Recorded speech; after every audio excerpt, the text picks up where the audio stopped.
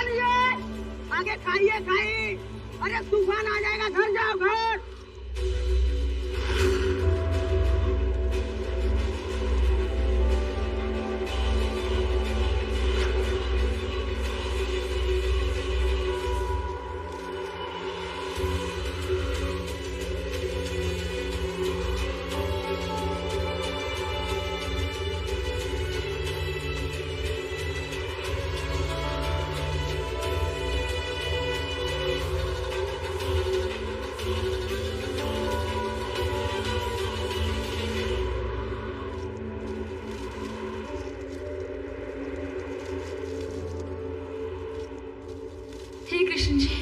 आज आपकी जन्माष्टमी है। आज आप मेरे घर आए थे और आज ही के दिन मेरी बच्ची भी मेरे घर आई थी और आज ही के दिन आपने मेरी बच्ची को मुझसे दूर कर दिया। मुझे मेरी बच्ची चाहिए। आपको मुझे मेरी बच्ची लौटानी होगी। बताइए मेरी बच्ची कहाँ है? जब तक मुझे नहीं पता चलेगा कि मेरी बच्ची कहाँ है, आज रात की आपकी जन्माष्टमी की रात भी नहीं बीतेगी। हाथी घोड़ा पालकी, जय कन्हैया लाल की।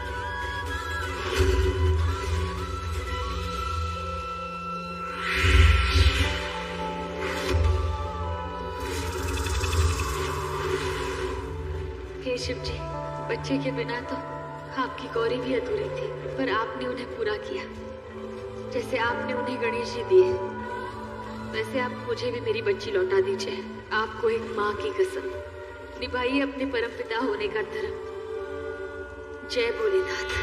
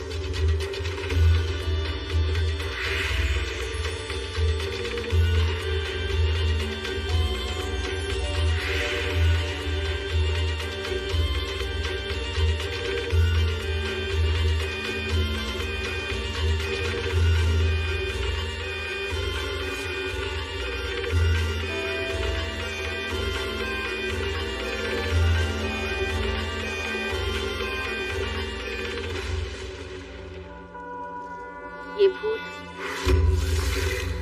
ये तो वही फूल ने पूजा के लिए उस टोकरी में रखे थे और वो टोकरी पालने के पास थी।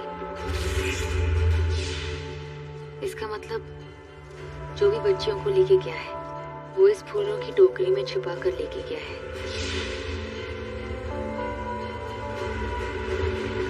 आखिर आपने मुझे मेरी बच्ची तक पहुंचने का रास्ता दिखाई दिया शिवम। आपको इस शेष नागिन का नमन।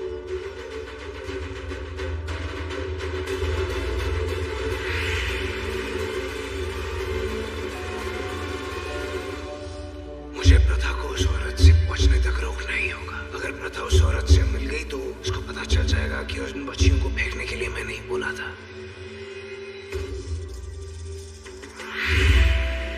रुक जाओ। अगर तुमने मेरी बच्चियों को फेंक दिया तो मैं तुम्हें मौत के मुंह में फेंक दूंगी।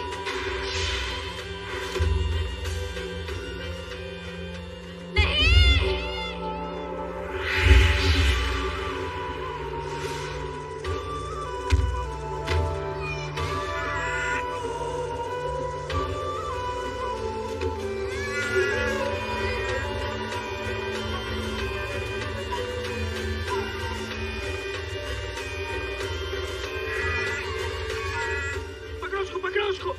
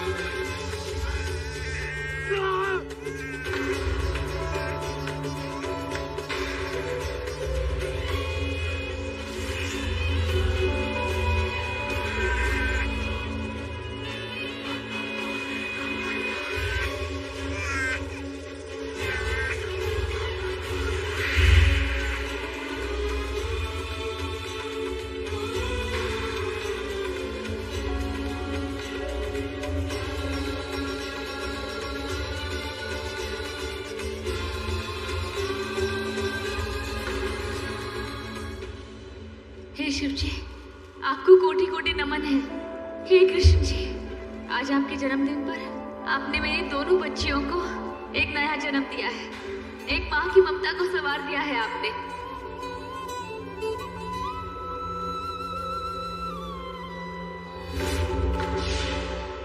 आपने ऐसा क्यों किया? बताइए, ऐसा क्यों किया? क्यों देखा तुमने मेरी बेटी को खाए में?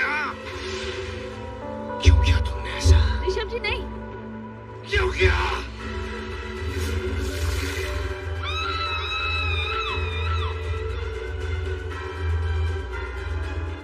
अरे इसकी इतनी हिम्मत! ये तो भगवान का आशीर्वाद है कि मेरी बच्ची सलामत है और हम सब साथ हैं।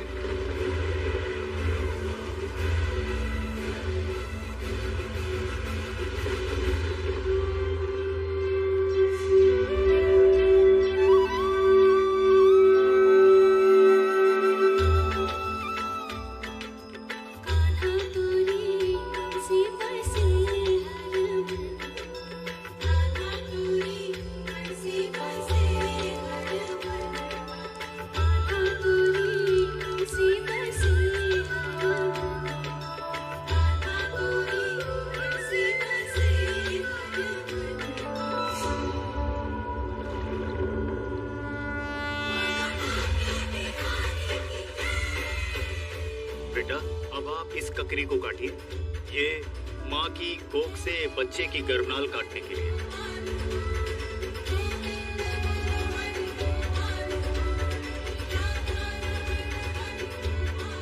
जय कन्हैया लाल की, हाथी घोड़ा लाल की।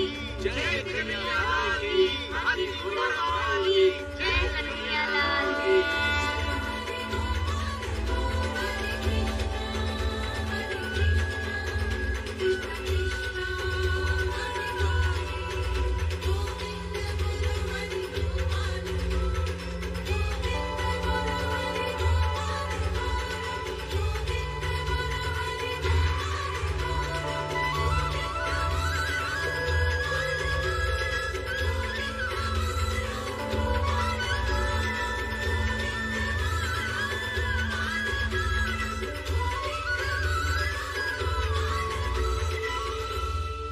जाना होगा अपनी बेटियों के साथ।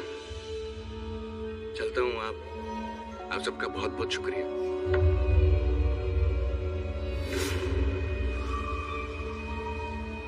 चलो भला टली।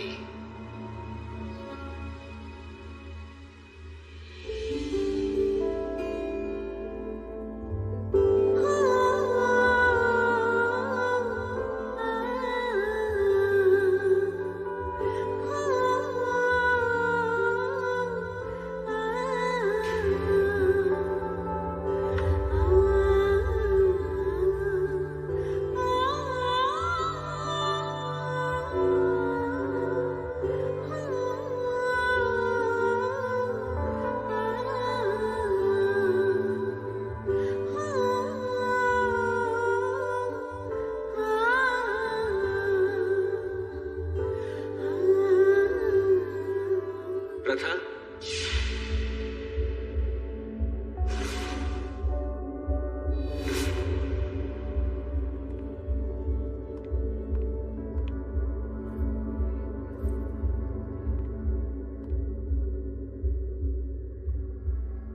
आपने कृष्ण जन्म की रस्म तो पूरी कर दी,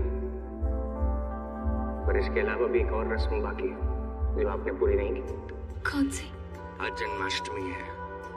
आज के दिन कृष्ण भगवान को यशोदा जैसी माँ मिली थी, तभी तो उनको यशोदा का लाल कहते हैं। तो फिर इस यशोदा से उसके लाल को कैसे दूर कर दूं? आपने अपनी बेटी की जान की परवाह न करके मेरी बेटी की जान बचाई और मैं कृष्ण जन्म के दिन एक माँ को उसके लाल से दूर कर रहा था। आज की रात कृष्ण भगवान तो अपनी जन्म देने वाली देव की माँ से दूर हो गए थे, पर मैं अपने बच्चे की इस असली जन्मदाता को उसे सौंपता हूं। अपनी अमानत नहीं लेंगे?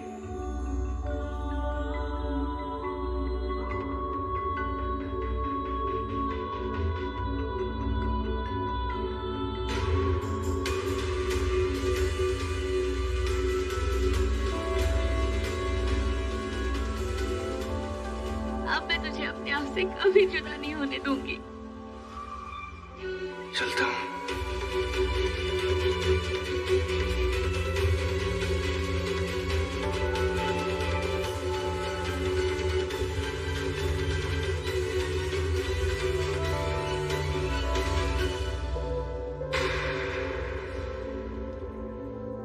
आज अगर मेरी बच्ची मेरे साथ है तो वो सिर्फ और सिर्फ आपकी वजह से है। वजह मैं नहीं, वजह तो भगवान है। मैं तो सिर्फ निमित्त हूँ तुम्हें और तुम्हारी बेटी को मिलाने के लिए। हे शिव जी, आज आपने मेरी बच्ची को मेरे दामन में डाल ही दिया। आपके चमत्कार को मैं नमस्कार करती हूँ।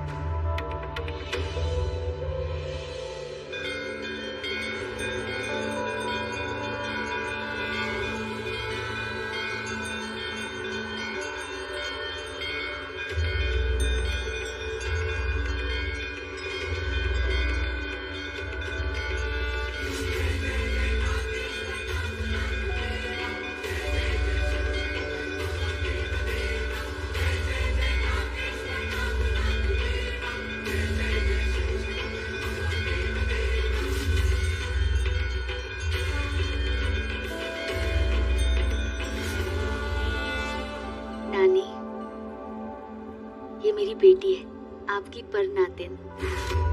ये मुझसे छिन गई थी, पर हमारे ईश ने इसे हमारे पास वापस ला दिया।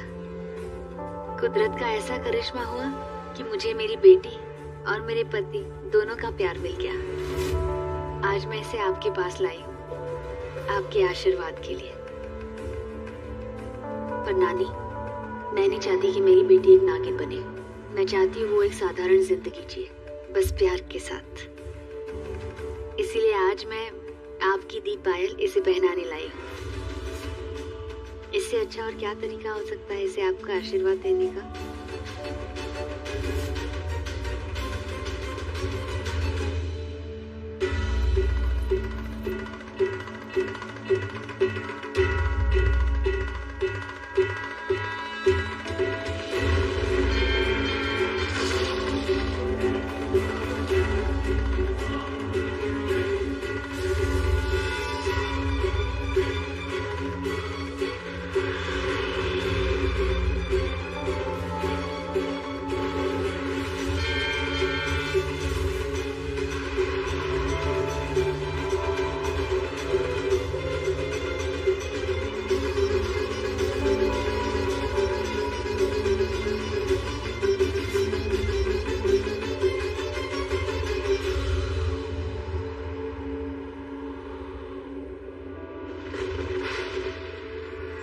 बस मेरा बच्चों, बस बस बच्चा, बस बस बस बस।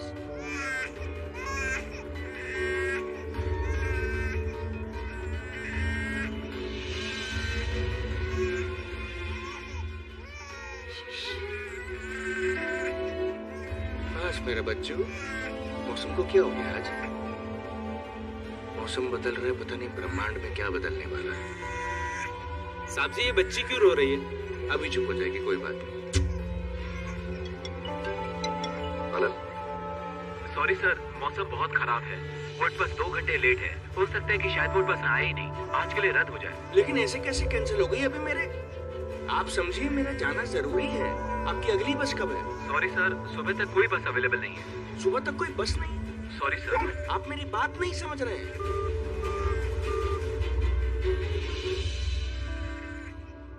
नानी, शायद मेरी तरह मेरी बेटी भी नहीं चाहती कि वो एक नागिन का जीवन जिए, इसलिए शायद वो पायल नहीं पहन रही। पर नानी, इसको आपका आशीर्वाद मिल गया है, बस आपकी शक्तियाँ नहीं मिली। और ये उसके लिए अभिशाप नहीं, एक वरदान है कि वो एक नागिन की जिंदगी नहीं जिएगी, एक साधारण जिंदगी जिएगी।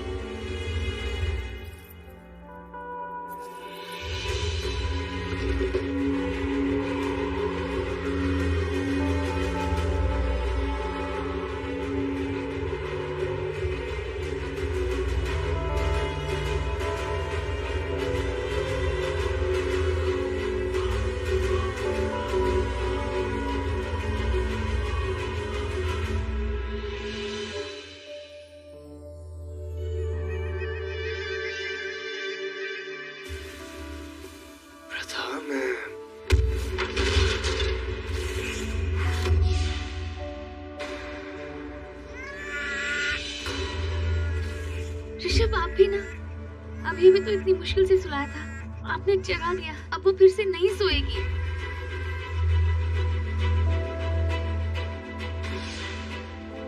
और आजा और ये बच्चे भी ऋषभ से कम नहीं, दोनों ही मेरे प्यार को तोड़ने के पीछे लगे हैं।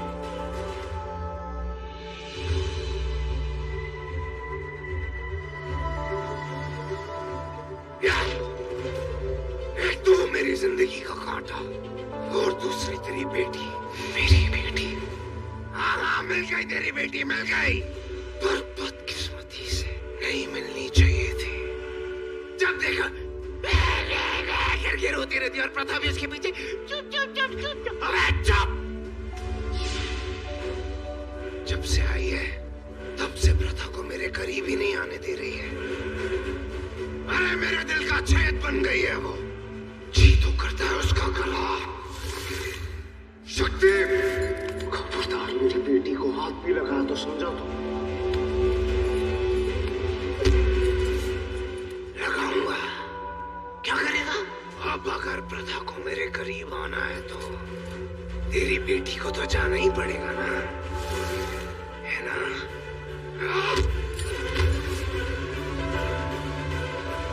एक बार नहीं तू लाख बार कोशिश कर ले, प्रथा तेरी कभी नहीं होगी। एक बार नहीं, 100 बार नहीं, 1000 बार नहीं, करोड़ों बार कह रहा हूं तुझसे, प्रथा तेरी नहीं है, मेरी बीवी है वो, मेरी।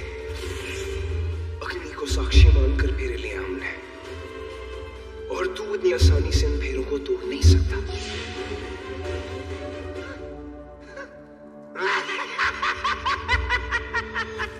अरे तो आखिर में मेरा बड़ा भाई निकला, इतना बड़ा रास्ता दिखा दिया तूने मुझे प्रथा के करीब जाने का। Thank you very much.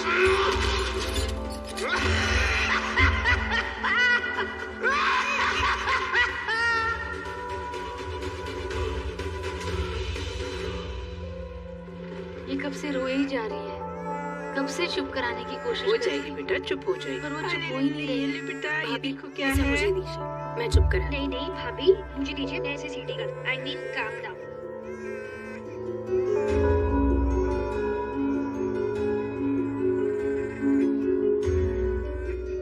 माँ शायद मेरी ममता में कमी होगी, जो ये शायद मेरे साथ खुश ही नहीं रह रही, वरना बच्चे तो माँ की गोद में आते ही चुप हो जाते हैं। ऐसा क्यों सोचती है बेटा? और बच्चे तो ऐसे ही रोते हैं, कभी चुप होते हैं, कभी चुप नहीं होते। चुप हो जा बेटा, आज आज मेरे पास आ जा, आ जा बेटा। Very good mother. माँ शायद ही प्रोफेसर के साथ ही ज्यादा खुश थी।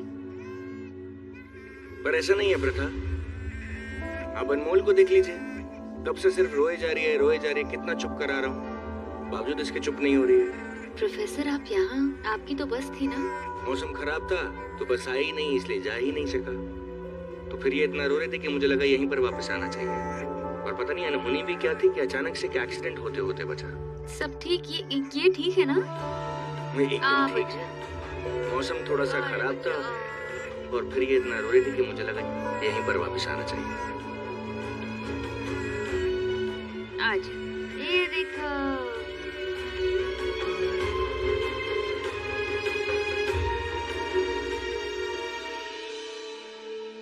प्रोफेसर पता नहीं है कौन सी डोर है जो इन दोनों को बांधे रखती है, या कौन सी डोर है जो इन दोनों से छूट गई थी, जो दोनों के मिलने के बाद वापस छूट गई। ये रिश्ते ऐसे ही तो होते हैं ना, जिसके पास होते हैं उसी के होते हैं। इन दोनों को अचानक एक दूसरे से दूर कर दिया था शायद, इसीलिए। कभी कभी दूरियां रुला देती हैं, तो कभी कभी मजबूरियां, जो न बता सकते हैं न जता सकते हैं। न बच्चे हैं ना, बोल नहीं सकते तो रो देते हैं। वक्त के साथ धीरे धीरे सब कुछ ठीक हो जाएगा, अकेले रहना सीख जाएंगे। मैं बस की दूसरी टिकट बुक कर लेता हूँ। प्रोफेसर प्लीज घर की बुक कर लीजिए ना। कितने टाइम बाद एक दूसरे को मिलने के बाद इनके चेहरे पर फिर से मुस्कुराहट आई है। प्लीज। आप प्लीज मत बोलिए, मैं कल की टिकट बुक कर लेता हूँ।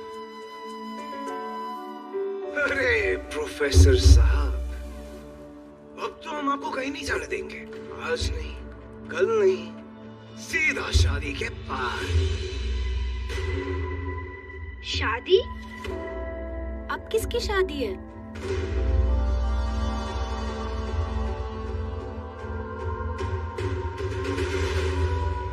प्रथा और मेरी शादी।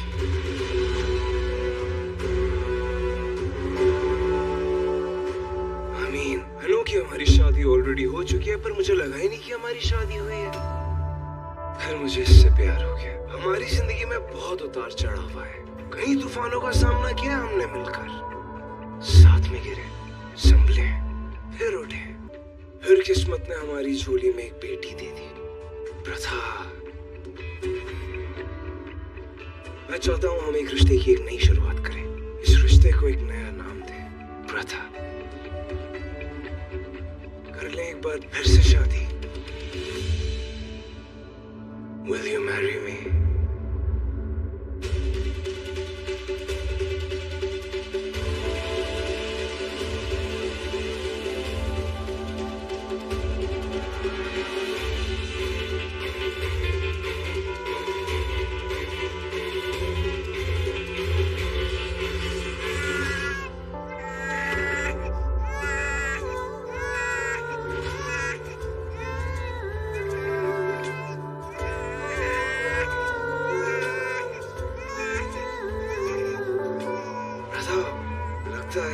आज बच्चों का मूड कुछ ठीक नहीं है, तो कल करते हैं शादी।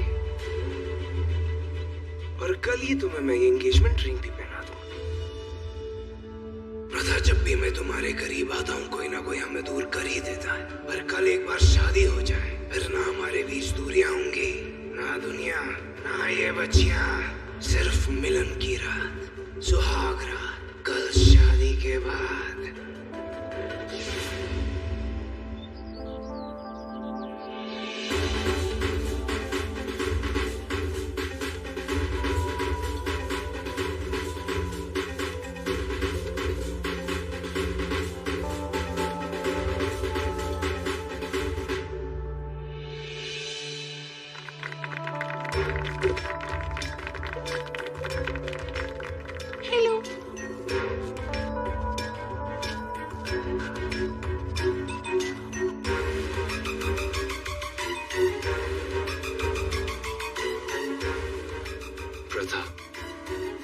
तुम जानती हो, मैं जब भी तुम्हें देखता हूँ तो और ज्यादा प्यार हो जाता है।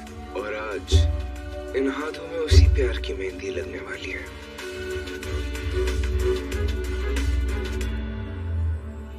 मेरे हाथों पर तो इन दोनों बच्चियों की मेहंदी लग गई है।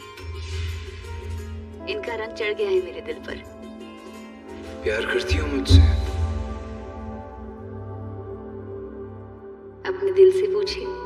अपने दिल से नहीं, तुम्हारे दिल से पूछ रहा हूँ। प्रथा, मैं चाहता हूँ कि आज के बाद तुम हमारी हर एक बात भूल जाओ।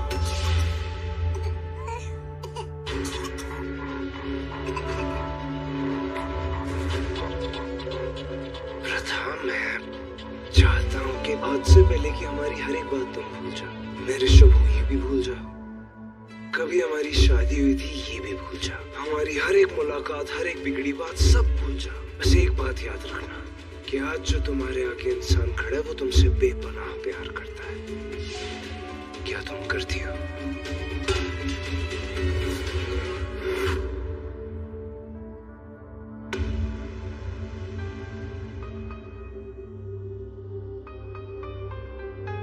क्या हुआ पता नहीं माँ, ऐसे लग रहा है जैसे वहाँ कोई है।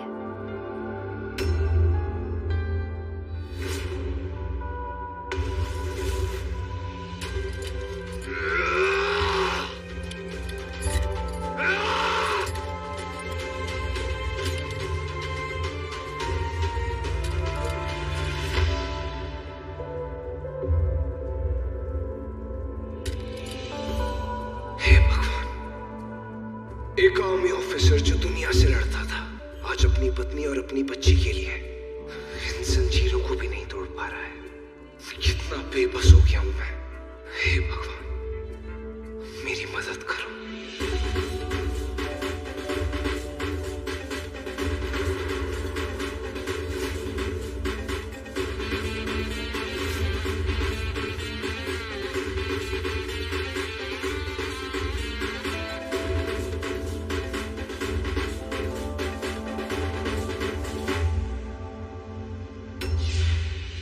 जानता है ना ढोल कब बजता है? जब शादी होती है।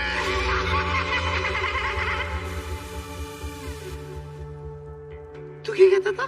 7 फेरे, पत्नी पति, पति पत्नी का रिश्ता में।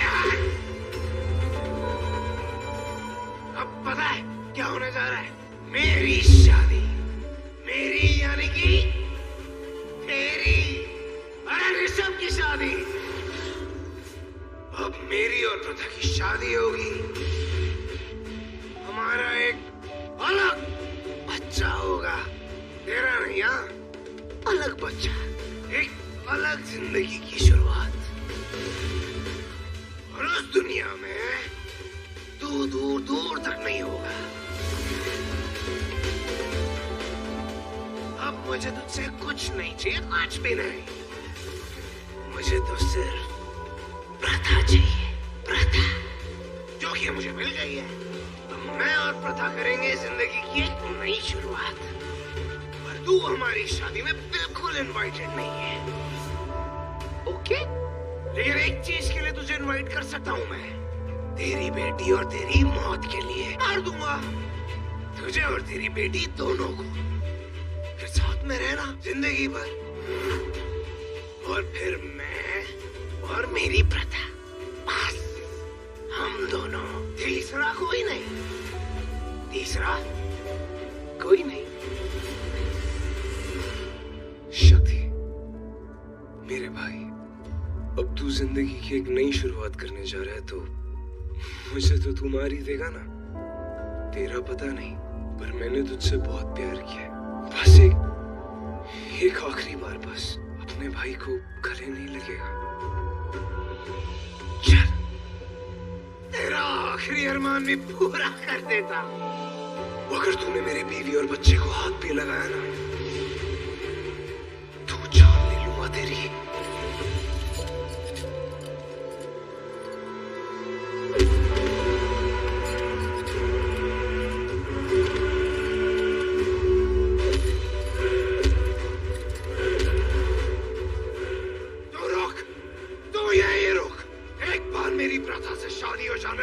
पहले तेरे दिल पे चोट पहुंचा दूं, फिर उसके बाद तुझे और तेरी बेटी को जान से मार दूंगा।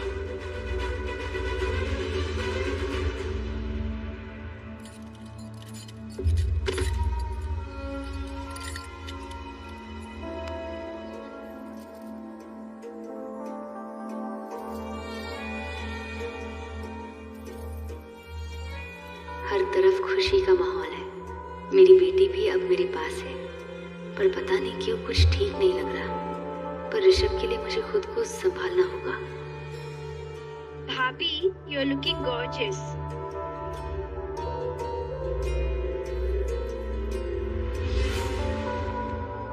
लगता है तूफान आने वाला है। मैं खिड़की बंद कर देती हूँ।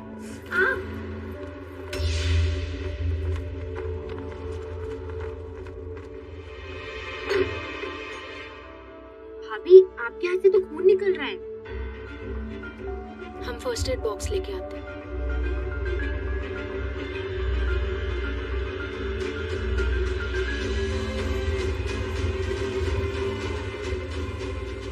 प्रथा,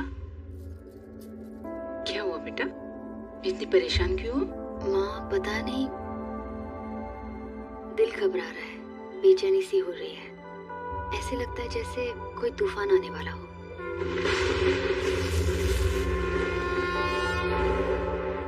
नहीं बेटा, अब कोई तूफान नहीं आएगा। तुम्हारी जिंदगी में अब खुशियाँ आने वाली है। और आज तुम्हारी शादी है ना।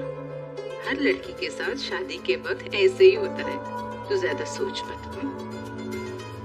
तुम्हारी खुशियों को किसी की नजर न लगे। जिंदगी में तुम्हें वो सब मिल जाए जो कुदरत ने तुम्हारे लिए बनाया है। अब चलो, ऋषभ इंतजार कर रहा है।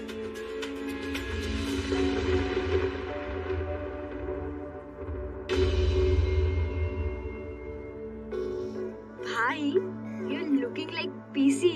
इसका मतलब प्रिंस चार्मिंग।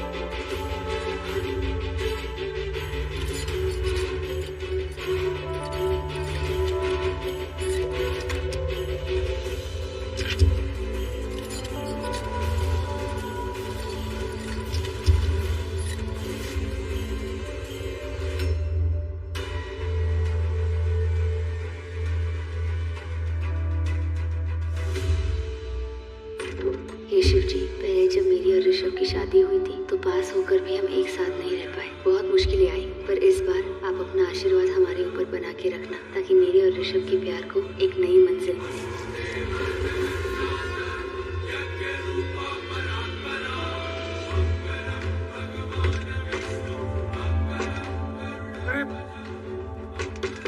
कोई है क्या? अरे दरवाजा खोलो। कोई है क्या यहाँ पर?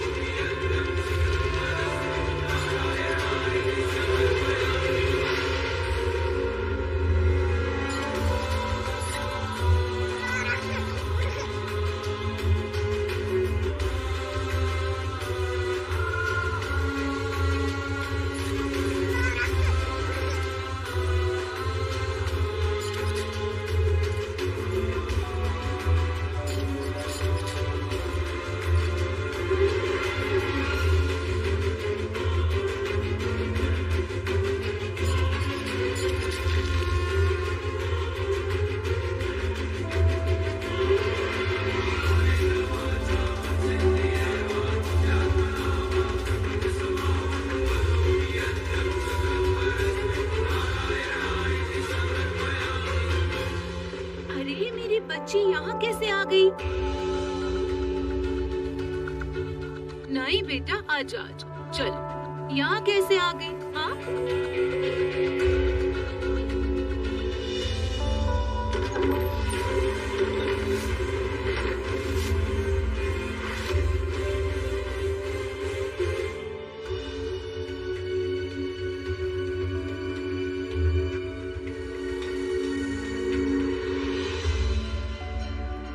अब आप दोनों भेड़ों के लिए खड़े हो जाइए।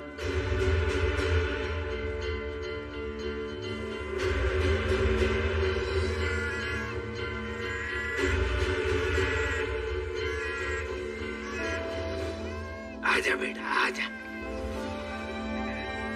तू मेरी प्रथा को मुझसे दूर करने जा रही है ना? मैं तुझे दूर कर दूंगा, तेरी जान से दूर कर दूंगा, इस जहान से दूर कर दूंगा, मार दूंगा। एक मिनट में ले बेटा।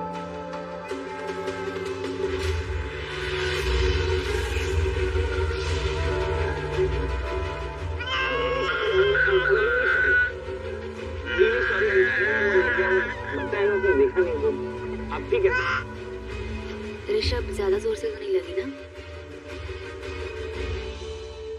मुहूर्त निकला जा रहा है, फेरे शुरू कीजिए।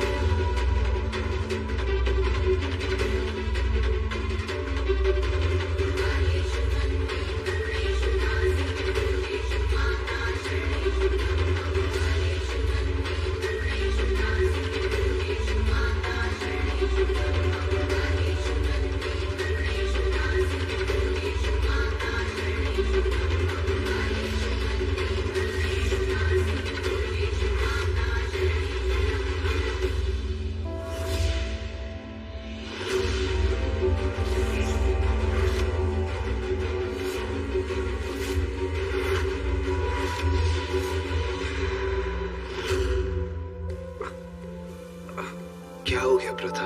मैं चलो ना, ऐसे भैरों के बीच में रुकना अच्छा नहीं होता। कहते हैं कि अपशगुन होता है।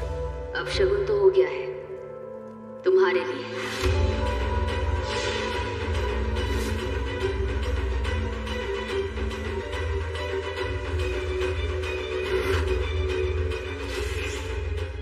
कौन हो तुम?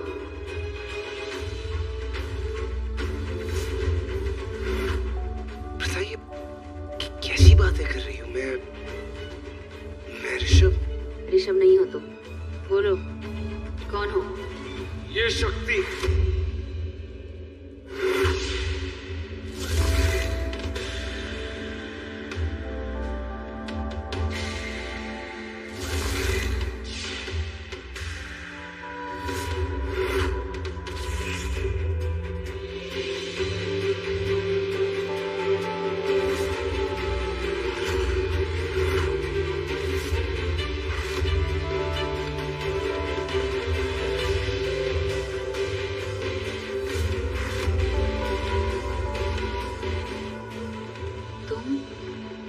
मैं तुम्हारा ऋषभ और ये शक्ति है मेरा जुड़वा भाई।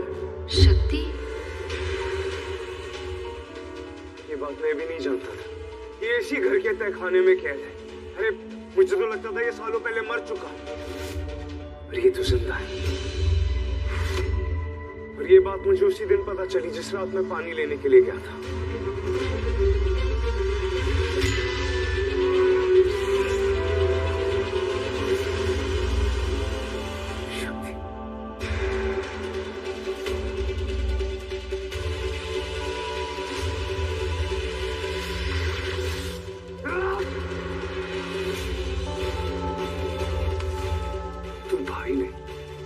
वो जख्म है जो कभी भरता नहीं है, सिर्फ दर्द देता है, दर्द देता है।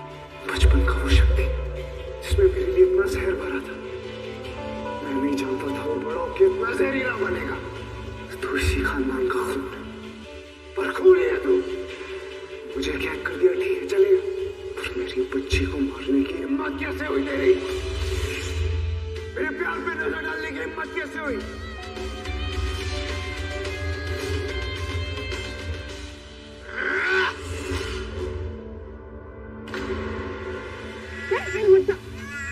शक्ति, सारे फसाद की जड़ यही बच्ची है, और आज मैं इस फसाद को ही खत्म कर दूंगा।